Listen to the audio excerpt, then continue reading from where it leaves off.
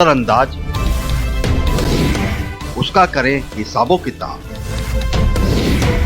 हक के साथ आपकी बात। मून न्यूज का खास कार्यक्रम। नमस्कार दोस्तों, आपकी बात मून न्यूज के खास कार्यक्रम आपकी बात में आपका स्वागत है। आज हम जो बात करने जा रहे हैं वो हम बात करने जा रहे हैं महिला आरक्षण पे, यानी कि राजनीति का बदलता अंदाज। महिला आरक्षण जिसे नारी शक्ति वंदन विधेयक के नाम से लोकसभा में वो पारित हो चुका है, और जैसा कि उम्मीद है चूंकि सभी राजनीतिक दल इसके पक्ष में है, तो ये माना जा रहा है कि देर शाम तक ये राज्यसभा में भी पारित होकर कानून बन जाएगा। उसके बाद वो राष्ट्रपति की स्वीकृति के लिए जाएगा। फिर तत्पश्चात आधे राज्यों की विधानसभा उसकी पे मोहर लगाएंगी, स्वीकृति देंगी, तब ये कानून असली जमा पहना पाएगा। और इस पर अपनी बात रखने के लिए हमारे साथ उपस्थित हैं डॉक्टर हरदेश चौधरी। आप आम आदमी पार्टी ब्रज प्रांत की आप अध्यक्ष हैं। रत्ना शर्मा जी, आप कांग्रेस सेवा दल महिला की प्रदेश अध्यक्ष हैं। सीनियर रिपोर्टर हैं हमारे साथ मधु सिंह, और सपा नेत्री हैं ममता टपलू, और इसके साथ साथ भारतीय शिक्षण मंडल जो कि राष्ट्रीय स्वयंसेवक संघ यानी आरएसएस का टीचर्स का एक फॉर्म है, उसकी महिला मंत्री नीलिमा शर्मा हमारे साथ हैं। रत्ना जी, आपसे जानना चाहेंगे सबसे पहले, राजीव गांधी ने जो उस समय प्रधानमंत्री थे, उन्होंने सोचा था और उन्होंने स्थानीय निकाय चुनाव में 33% आरक्षण बिल की बात कही थी, हालांकि वो पारित नहीं हो पाया था। किस तरीके से ले रही है कांग्रेस? घटना जी। एक्चुअली भैया, पहले तो राजीव जी, मैं आपकी बात में मुझे सम्मिलित करने के लिए मैं आपका बहुत बहुत धन्यवाद करती हूँ। और राजीव जी ने हमारे 33% जिला पंचायत में महिलाओं को आरक्षण दिया था, और 2010 में भी सोनिया गांधी जी ने राज्यसभा में इसका प्रस्ताव पास कराया था। लेकिन 13 साल से बीजेपी मतलब इस प्रस्ताव को लटकाए हुए है, वो कुछ भी नहीं कर पाई, और 9.5 साल से सत्ता में है, लेकिन उन्होंने महिलाओं के लिए नहीं सोचा और कुछ नहीं किया है। लेकिन 6-7 महीने अभी चुनाव में रह गए हैं, और सन 24 में जो चुनाव होने वाला है, अब उनको 6-7 महीने में पहले ही महिलाओं की उनको याद आ रही है, और क्या कहते हैं, याद आ रही है। लेकिन महिलाओं के लिए उन्होंने कभी कुछ नहीं सोचा है सत्ता में रहते हुए। ये प्रस्ताव पहले ही कांग्रेस पार्टी लाई थी। और क्या कहते हैं, राजीव जी ने भी 33%, आप कह रहे हैं कि 33% जिला पंचायत में महिलाओं को आरक्षण भी दिया था। और इसमें राहुल जी ने भी कल भी महिलाओं के लिए उन्होंने लोकसभा में कहा है कि 50% पिछड़े वर्ग की जो महिलाएं हैं उनको देने के लिए उन्होंने प्रस्ताव के लिए रखा है। और कुछ 1-2 दिन पहले भी शायद उमा भारती जी ने भी इस पे टिप्पणी की थी 50% महिलाओं के लिए, कि आप इसको 50% महिलाओं को, पिछड़े वर्ग की जो महिला है उनको दिया जाए। लेकिन बीजेपी का हमेशा महिलाओं को तो नीचे स्तर पे ही उन्होंने रखा है, ऊपर तो उठाया नहीं है। कांग्रेस पार्टी ने तो हमेशा महिलाओं को एक अच्छा मार्गदर्शन दिया है, और यूपी के चुनाव में भी उन्होंने 40% महिलाओं को टिकट दिया था, भागीदारी बनाई थी हमारी प्रियंका गांधी जी ने, और बहुत अच्छा एक महिलाओं के लिए रहता है। लेकिन बीजेपी ने क्या कहते हैं सन मतलब कि कम से कम उन्होंने एक महिलाओं के लिए सन 29 तक एक झुंझुना हाथ में पकड़ा दिया गया है। चलिए बात करते हैं मधु सिंह, जो कि सीनियर रिपोर्टर हैं दैनिक हिंदुस्तान अखबार की। उनसे जानना चाहते हैं, जैसे अभी रत्ना जी ने कहा कि बीजेपी ने इसे लटकाए रखा, और सही समय पर, चूंकि 9 वर्ष से वो सरकार में थे, सही समय पर ना लाके, चुनाव के समय में लाके उन्होंने एक ये चुनावी शिकूफा बता रही हैं रत्ना जी से। मधु जी, आप क्या कहना चाहेंगे? जी मधु जी। मेरा कहना है कि कोई भी पक्ष या विपक्ष हो, जो महिलाओं के लिए जो ये 33% जो आरक्षण दिया गया है, वो लटका हुआ हो या कुछ भी हो, ये इनका राजनीतिक पहलू है। लेकिन मैं एक महिला और एक प्रतिनिधि होने के नाते ये कहना चाहूंगी कि जो 33% आरक्षण जो दिया है लोकसभा में और विधानसभा में, वो ठीक है अपने आप में, अच्छी बात है। इससे संख्या बढ़ेगी, क्योंकि अभी 542 सदस्य हैं, तो उसमें से ओनली 78 ही महिलाओं की भागीदारी है। निश्चित तौर पर महिलाओं की भागीदारी बढ़ेगी, लेकिन मेरा मानना ये है कि आरक्षण से बेहतर ये है, क्योंकि जिस तरीके से महिलाएं का जो विकास हो रहा है, विकास की ओर जो महिलाएं बढ़ रही हैं, मुझे नहीं लगता कि उनको आरक्षण की आवश्यकता है। आरक्षण दिया ये बहुत बेहतर प्रयास है, लेकिन मैं चाहती हूँ कि जो महिला स्वच्छंद काम करना चाहती है उनको काम करने दिया जाए, उनके रास्ते में रोड़ा नहीं अटकाया जाए। आरक्षण से बेहतर ये है, हालांकि इस सरकार में या उसमें उनको बहुत बेहतर सुरक्षा का माहौल मिल रहा है, लेकिन फिर भी मैं ये मानती हूँ, मेरा अपना मानना ये है, पर्सनल राय ये है कि आरक्षण तो है ही, चलो ठीक है आरक्षण तो दे दिया, लेकिन आधी आबादी को 33% आरक्षण देकर आप क्या साबित करना चाहते हैं, चाहे वो कोई सी भी सरकार हो, कांग्रेस की रही हो, बीजेपी की हो या किसी की भी। मेरा मानना ये है। बिल्कुल बात करते हैं हरदेश चौधरी से। हरदेश चौधरी, आम आदमी पार्टी ने भी इसे चुनावी शिकवा करार दिया है कि क्यों, क्या वजह है, क्यों आप इसे चुनावी शिकवा कह रही हैं? सर मेरी आपकी आवाज आ रही है? पार्टी? सर हाँ मेरी बिल्कुल आवाज आ रही है, आ रही है, बिल्कुल आ रही है। महिला आरक्षण बिल जी बोले। हमारी पार्टी जी स्वागत समर्थन करती है।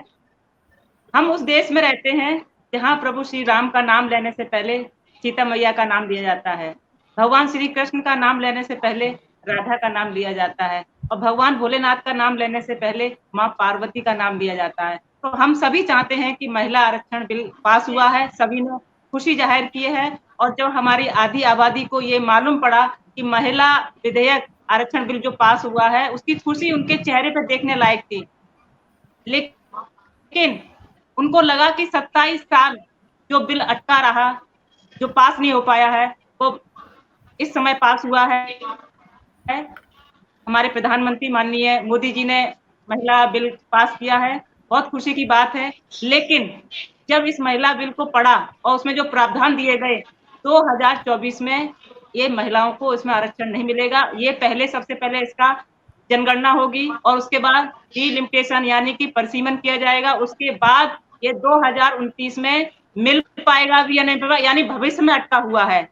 जब आप 9 साल तक सत्ता में, 9 साल में थे, बहुमत में थे, ये उस समय क्यों नहीं किया? जब चलने की बेला आ गई, आपको लगा कि आधी आबादी का वोट खिसकने जा रहा है, तब आपने ये महिला आरक्षण बिल पास कराने की कोशिश की।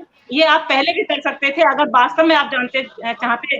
तो ये महिलाओं के साथ धोखा किया गया है, महिलाओं की भावनाओं से खिलवाड़ किया गया है। तो ये अगर माननीय प्रधानमंत्री जी हमारी नई संसद में इसको पहली बार संसद सत्र चला था विशेष, उसमें ये महिला विधेयक पास किया गया। अगर वो इस दिन को ऐतिहासिक बनाना चाहते तो निश्चित ही बना सकते थे और 2024 में इसको पास करके उसको लागू कर सकते थे।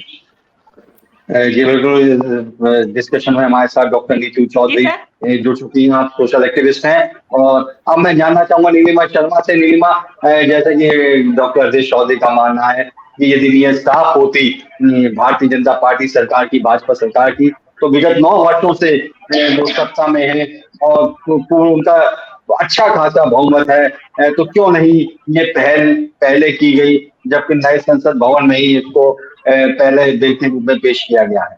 जी नीलिमा। सबसे पहले तो मैं मातृशक्ति को बधाई देती हूँ कि एक शुरुआत तो हुई है। विपक्ष हमेशा ही विरोध में रहता है। यदि ये 33% से शुरुआत हुई है तो इसको स्वीकार करना चाहिए और इसको और ये 2024 में यदि हमको नहीं मिल पा रहा, वो उसका कारण और है, क्योंकि इससे पहले भी जो हमारे यहाँ उत्तर प्रदेश में चुनाव हुए उसमें भी जो है कोर्ट ने रोक लगा दी थी। तो कहीं ना कहीं ये इसीलिए 2024 में लागू नहीं हो पाएगा। मतलब आपका ये मानना है वैधानिक प्रक्रिया पूरी करने के पश्चात ही, जिससे कि कोर्ट में चैलेंज ना हो सके बिल को, इस वजह से परिसीमन के बाद ही से ये लागू होगा? लागू किया जाएगा। इस और जो 2014 से मोदी सरकार आई है, इसमें महिलाओं के लिए और भी बहुत सारे कार्य हुए हैं। ये मैं केवल एक ये करना चाहूंगी कि ये तो 27 सालों से लटका हुआ मामला था, ये पहले क्यों नहीं लागू हो पाया? सरकार तो बहुमत में पहले भी रही थी, ये पहले भी तो लागू हो सकता था। शुरुआत बिल्कुल बीच में संयुक्त मोर्चा की सरकार रही, कांग्रेस की सरकार रही, काफी सरकारें रही, 27 सालों से इसलिए महिलाओं की मांग थी। और मैं अपने दर्शकों को बताना चाहूंगा कि 27 साल पहले प्रधानमंत्री राजीव गांधी जो समय थे, उन्होंने सोचा था महिला आरक्षण के लिए, और उन्होंने स्थानीय निकाय में 33% आरक्षण का विधेयक लाए थे। वो लोकसभा में तो पारित हो गया था, लेकिन राज्य की विधानसभा में पारित नहीं हो पाया, इस वजह से वो कानून नहीं बन पाया। उसके बाद नरसिम्हा राव जब प्रधानमंत्री कार्यकाल प्रधानमंत्री रहे 1991-96 के बीच में, तब उन्होंने ये बिल पास करवाया था और स्थानीय निकाय यानी कि नगर निगम और नगर पंचायतों में 33% महिलाओं का अधिकार मिले उन्हें, सीटें आरक्षित हुई। हालांकि बिहार में नीतीश कुमार की सरकार ने ये 50% रिजर्वेशन किया था महिलाओं के लिए। उसके बाद 1996 में जब HD देवगौड़ा प्रधानमंत्री थे तब लोकसभा में पेश हुआ, किंतु पारित नहीं हो पाया। 1998 में जब अटल जी प्रधानमंत्री थे वो एक बार फिर पेश हुआ, तब भी पारित नहीं हो पाया। 1999, 2002, 2003 में भी इस पर एक्सरसाइज हुई। डॉक्टर मनमोहन सिंह की सरकार में ये 2010 में राज्यसभा में पारित हुआ था, लेकिन तब भी ये लोकसभा में नहीं लाया जा सका था। उस समय समाजवादी पार्टी, हाँ ममता जी बोले, समाजवादी पार्टी पिछड़े वर्ग के OBC के आरक्षण के लिए महिला आरक्षण विधेयक का विरोध करती रही है। अब ये नारी शक्ति वंदन विधेयक पर हालांकि उन्होंने समर्थन किया है। कैसे मानसिकता बदली समाजवादी पार्टी की? जी ममता जी। हेलो। सबसे पहले तो मैं आप सबका अभिनंदन करती हूँ और आपको धन्यवाद देती हूँ कि आपने मुझे इसका हिस्सा बनाया। जी जी। देखिए, जैसा कि सभी महिलाओं का ये मानना है कि ये विधेयक काफी समय से चर्चा में है। पिछले 27 सालों से इसके लिए प्रयास किया जा रहा है जी। लेकिन अब आकर जब इन्होंने इसको पास करने के लिए बात करी है, इसकी चर्च पे चर्चा हो रही है, तो उसको इतना डिले करा जा रहा है। और ऊपर से ये विधेयक सिर्फ SC और ST महिलाओं के लिए है। हम इस विधेयक से बहुत खुश हैं। मैं भी महिला हूँ, मैं भी ये चाहती हूँ कि महिलाओं का इससे उद्धार होगा, उनका विकास होगा, देश का विकास होगा, उन्हें हर फील्ड में आने का मौका मिलेगा। और वैसे तो महिलाएं हैं ही सभी फील्ड में, लेकिन इससे बहुत और ज्यादा मदद मिलेगी। लेकिन इसमें OBC महिलाओं को शामिल क्यों नहीं किया गया है? तो हमारा तो मानना ये है कि OBC महिलाओं को भी इसमें शामिल किया जाए और जल्द से जल्द इसे लागू करने का प्रयास किया अभी शुरुआत हुई है तो उम्मीद की जानी चाहिए इसमें शीघ्र ही OBC महिलाओं को भी शामिल किया जाएगा। डॉक्टर नीति चौधरी सोशल एक्टिविस्ट हैं, वो हमारे साथ जुड़ी हुई हैं। हम जानना चाहेंगे डॉक्टर नीति चौधरी से कि जो सामाजिक रूप से सक्रिय महिलाएं हैं, समाज के विभिन्न क्षेत्रों में कार्य कर रही हैं, वो इस नारी शक्ति वंदन विधेयक को किस प्रकार से ले रही हैं, क्या उम्मीदें रख रही हैं? चलिए बात रत्ना जी, जैसा कि समाजवादी पार्टी की चपलू जी ने कहा, ममता जी ने कहा और अन्य वक्ताओं ने भी कहा कि इसमें डिले हो रहा है, ये पहले आ जाना चाहिए था, लेकिन देर आए दुरुस्त आए, आ गया है।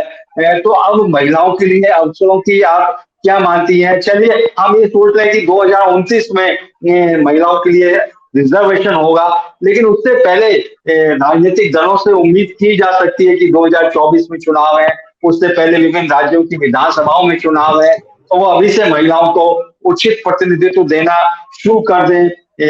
जरूरी नहीं है कि कानून लागू हो तभी ये कार्य किया जाए। जी रत्ना जी। सर आज क्या कांग्रेस ऐसा सोचेगी? नहीं सर, 2021 के बाद तो आज तक तो जनगणना नहीं हो पाई है। और ये देखिए जनगणना के बाद भी ये एक, उसके बाद भी एक क्या कहते हैं, जनगणना नहीं हुई, एक लिमिटेशन किया जाएगा, उसमें भी 2-4 साल लग जाएंगे। तो इन्होंने तो एक महिलाओं के लिए एक लॉलीपॉप जैसे कहते हैं, हाथों में झुंझुना पकड़ा दिया है। देखिए सभी मेरी बहनें हैं और सभी से मैं एक महिलाओं के लिए किया जा रहा है, महिलाओं के हित में, ये तो बहुत अच्छी बात है और इसमें भी कांग्रेस पार्टी समर्थन करती है, बहुत अच्छी बात है। लेकिन उन्होंने इस मामले को लटका दिया है। 24 में लागू कर देना चाहिए था उनको। आप बताइए, महिलाओं को 24 में कर देना चाहिए था ना, ये तो लटका दिया है। और होगा भी या नहीं होगा कुछ उसका वो नहीं है। मैं नीलिमा जी और मधु जी और हमारे साथ हैं, दोनों से ही मैं जानना चाहूंगा कि करके बेशक ये कानून बनेगा 2029 तक लागू हो पाएगा परिसीमन के बाद, या 2027 तक लागू हो पाएगा, लेकिन उससे पहले जब सर्वसम्मति बन चुकी है, सभी राजनीतिक दलों ने जैसे पार्लियामेंट में इसका समर्थन किया है, तो 2024 का लोकसभा चुनाव हो या उससे पहले राज्य विधानसभाओं के चुनाव हो, तो क्या राजनीतिक दलों को वो हिस्सेदारी महिलाओं को नहीं दे देनी चाहिए? जरूरी नहीं कि जब कानून बने तभी वो हिस्सेदारी दें। नीलिमा जी आप क्या कहेंगी इस पर? जी नीलिमा जी। अभी ये सवाल बार बार आ रहा है कि 2024 में क्यों नहीं लागू किया और एकदम से लागू नहीं हो पा रहा है। शायद सभी लोग भूल रहे हैं कि 2022 के पहले इसी साल जी जो स्थानीय चुनाव हुए थे उसमें सुप्रीम कोर्ट ने रोक लगा दी थी, क्योंकि ओबीसी का बिल्कुल बिल्कुल नहीं हो पा रहा था। तो यदि ये परिसीमन होगा, उसके बाद क्या वो आंकड़े रहते हैं, उसके बाद ये निश्चित हो पाएगा। चलिए वो बात हमने मान ली, वो वैधानिक मजबूरी है। जब तक वैधानिक कार्यवाही नहीं होगी, जब तक परिसीमन नहीं होगा और जनगणना नहीं हो पाएगी, तब तक रिजर्वेशन की स्थिति स्पष्ट नहीं हो पाएगी। लेकिन प्रश्न ये है कि एक कानून पर सब एक मत है, सभी राजनीतिक दल सहमत हैं, उसे कानून बनाने जा रहे हैं। भले ही वो 2029 से लागू हो पाए या 2027 से, प्रश्न ये उठता है कि क्या कानून बनने पर ही वो महिलाओं को उतना प्रतिनिधित्व देंगे। उससे पहले 2024 का लोकसभा चुनाव है और उससे भी पहले कई राज्यों में विधानसभा चुनाव है। तो महिलाओं को 33% जो आरक्षण है वो बिना आरक्षण लागू हुए उन्हें उतनी प्रतिनिधित्व तो दिया जा सकता है। आप क्या कहेंगी नीलिमा जी इस पर? मैं सभी अपने पैनलिस्ट से सभी की राय चाहूंगा इस पर। जी नीलिमा जी। जी बिल्कुल, ये तो पार्टी के ऊपर डिपेंड करता है, वो महिला आरक्षण के लिए क्यों वेट कर रही है।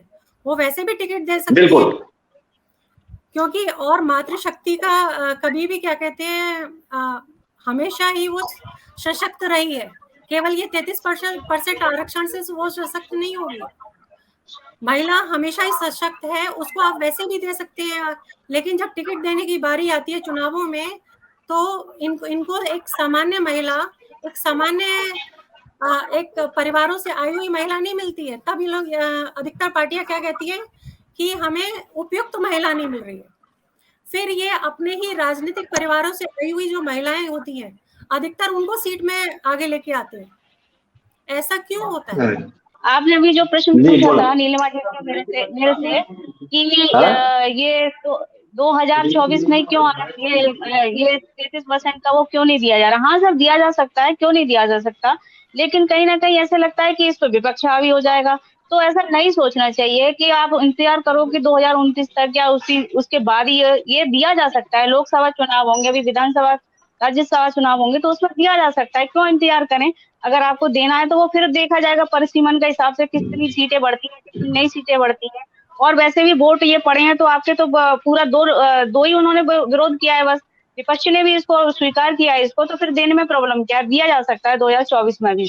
हम ये जानना चाहते हैं कि भले ही कानून चाहे 27 से लागू हो चाहे या 29 से लागू हो, लेकिन 2024 में लोकसभा चुनाव है, उससे पहले राज्य विधानसभा में भी चुनाव है। तो क्यों ना राजनीतिक दल अभी से महिलाओं को उनका प्रतिनिधित्व देना शुरू कर दें। क्या आप इससे सहमत हैं? जी हाँ, मैं बिल्कुल जी ममता जी। राजीव जी, मैं बिल्कुल सहमत हूँ आपके प्रश्न से, क्योंकि महिलाओं की भागीदारी अभी से होनी चाहिए। इसमें तो काफी समय लगेगा और सभी पॉलिटिकल पार्टीज को महिलाओं को आगे लाकर अभी से इसको लागू करना चाहिए। रत्ना जी, यही बात मैं आपसे जानना चाहूंगा। जब कांग्रेस के वरिष्ठ नेता है सोनिया गांधी, उन्होंने खुल के वकालत की है इस बिल की और किया है, तो क्यों ना चाहे वो कानून कभी भी बने, लेकिन उससे पहले महिलाओं को उचित प्रतिनिधित्व राजनीति में मिलना जाना शुरू हो जाना चाहिए। राजनीतिक दलों को ये शुरुआत कर देनी चाहिए। जी रत्ना जी। देखो सर, मैं इस बात से सहमत हूँ, लेकिन आपकी आवाज ब्रेक हो रही है। आपका क्वेश्चन मुझे ढंग से समझ में नहीं आया है। आप दोबारा रिपीट करेंगे? सहमत हूँ मैं इस बात से कि महिलाओं के लिए, लेकिन ये महिलाओं का एक तरीके से उन्होंने इस्तेमाल किया है मेरे ख्याल से, तो क्योंकि अगर ये लागू तो ये 2024 में भी कर सकते हैं। इन्होंने इसको लटका दिया है। सत्ता में देखिए 9.5 साल से बीजेपी है, लेकिन उन्होंने इसका कुछ भी महिला आरक्षण उनके नहीं किया उन्होंने। अब 6-7 महीने बचे हैं सर इसमें, अभी चुनावों में 2024 में, और आरक्षण इन्होंने अभी लागू कर दिया है, तो 24 में इनको कर देना चाहिए था ये। चलिए, हमने जानने के प्रयास किया अपने कार्यक्रम महिलाएं किस तरीके से ले रही हैं इस कानून को। हाँ जी अब सर, होने इस वाला बार है। इन्होंने भी दोस्तों आज तकनीकी कारणों की वजह से काफी व्यवधान है, लेकिन फिर भी हमारा प्रयास रहा कि हम महिला वर्ग की आवाज को जान सके। इस नारी शक्ति विधेयक वंदन विधेयक के विषय में आपसे फिर मुलाकात होगी। तब तक के लिए आगे दीजिए और आप लोग इस चर्चा में हमारे साथ सहभागी रहे। आपका बहुत बहुत धन्यवाद, आभार। तेरी बात मेरी बात, जो करे नजरअंदाज उसका करें हिसाबो किताब। हक के साथ आपकी बात, मून न्यूज का खास कार्यक्रम आपकी बात।